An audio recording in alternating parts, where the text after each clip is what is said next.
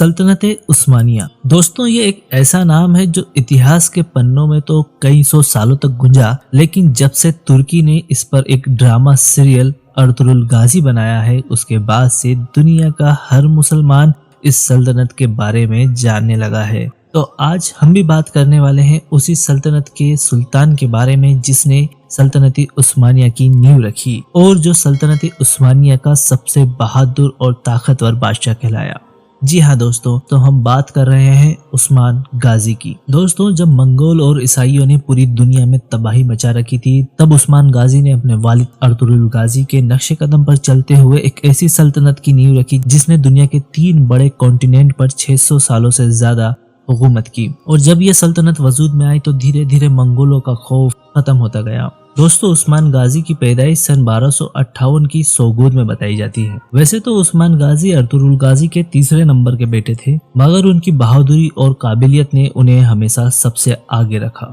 سن 1281 تک عثمان غازی نے اپنے والد ارطغرل غازی کے ساتھ کئی جنگیں لڑیں اور انہیں فتح بھی کیا، لیکن ارطغرل غازی کی موت کے بعد قبیلے کی پوری ذمہ داری عثمان غازی کے کندھوں پر آ گئی، اور دوستوں پھر وہ دور شروع ہوا کہ عثمان غازی اپنے قدم در قدم بڑھاتے چلے گئے اور دھیرے دھیرے کر کے صلیبیوں کے کئی قلعے فتح کر لیے۔ اور دوستوں آپ کو یہ بات جان کر بھی حیرانی ہوگی کہ عثمان غازی اپنی پوری زندگی میں کبھی کوئی جنگ نہیں ہارے، اور انہوں نے ہر مورچے ہر جنگ میں اپنے دشمنوں کو پٹکنی دی۔ اتہاس کاروں کے مطابق عثمان غازی کی پہلی کامیابی کاراجہ حصار کے قلعے کو فتح کرنا تھا۔ اس قلعے کو فتح کرنے کے بعد ان کے دشمنوں کو ایک بات تو سمجھ میں آ گئی تھی کہ ان کی لڑائی کسی کمزور یودھا سے نہیں بلکہ اس یودھا سے ہے جس کی رگوں میں ارطغرل غازی جیسے مہان یودھا کا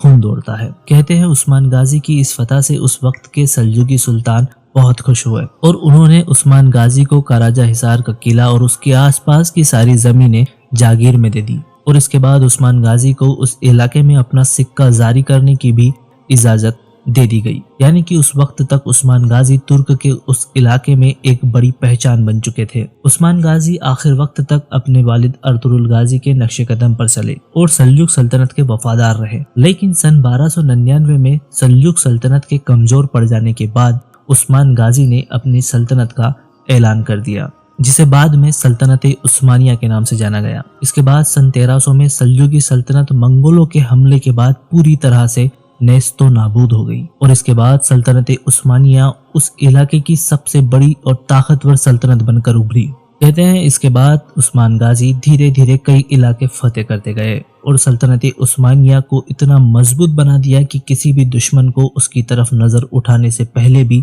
10 بار سوچنا پڑتا تھا۔ دوستو کہا جاتا ہے کہ عثمان غازی کا مقصد صرف اپنی سلطنت کو پھیلانا نہیں تھا اور نہ ہی کسی سلطنت کو ہرا کر اس پر قبضہ کرنا تھا۔ اس دور میں منگولوں کا خوف بہت ہوا کرتا تھا، ان کے نشانے پر ہمیشہ مسلمان رہا کرتے تھے، لیکن سلطنت عثمانیہ کے وجود میں آنے کے بعد یہ خوف بہت تیزی سے کم ہوا۔ جانکاروں کی مانے تو عثمان غازی کا صرف ایک مقصد تھا کہ وہ مسلمانوں کو اتنا مضبوط بنا دے کہ وہ ہر ظلم کا جواب دے سکے اور مسلمانوں پر ظلم کرنے کی کسی کی بھی ہمت نہ ہو سکے۔ کہتے ہیں عثمان غازی نے اپنی پوری زندگی مسلمانوں کی ہر ظلم سے حفاظت کی اور منگولوں اور عیسائیوں کے لیے خوف کا دوسرا نام بن گئے۔ دوستو عثمان غازی کے وقت میں ان کی سلطنت میں رہنے والی تمام عوام نے بہت خوشحال زندگی گزاری، اور آخرکار سن 1323 میں یہ بہادر یودھا ہم سے ہمیشہ ہمیشہ کے لیے رخصت ہو گیا اور پیچھے چھوڑ گیا اپنی وہ سلطنت جس نے دنیا کے 3 بڑے براعظموں پر 600 سال تک حکومت کی۔